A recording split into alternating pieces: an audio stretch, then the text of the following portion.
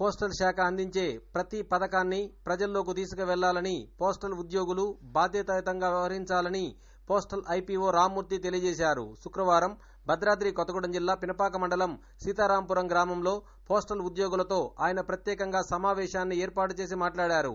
ఈ సందర్భంగా ఆయన పోస్టల్ ఉద్యోగులతో మాట్లాడుతూ ప్రతి పోస్టల్ కార్యాలయంలో పోస్టల్ సేవలు అందుతున్నాయని, ఐపీపీబీ ద్వారా పింఛన్లు ఇంటి వద్దకే అందించడం జరుగుతుందని ఈ సందర్భంగా ఆయన తెలియజేశారు. పోస్టల్ శాఖలో బ్యాంకింగ్ సేవలు సైతం నిరంతరం అందుబాటులో ఉంటాయని ఈ సందర్భంగా తెలియజేశారు. పోస్టల్ అంటే కేవలం బట్వాడికే కాకుండా అన్ని రకాల సౌకర్యాలను, బ్యాంకింగ్ సౌకర్యాలను ప్రజల వద్దకే అందిస్తున్నామని ఈ సందర్భంగా ఆయన గుర్తు చేశారు. ప్రతి ఉద్యోగి బాధ్యతంగా వ్యవహరించి పోస్టల్ ఖాతాలను అధిక సంఖ్యలో పెంచాలని ఈ సందర్భంగా ఆయన తెలియజేశారు. ఈ కార్యక్రమంలో మెయిల్ ఓవర్సీల్ సత్యనారాయణ, పోస్టల్ ఉద్యోగులు తదితరులు పాల్గొన్నారు.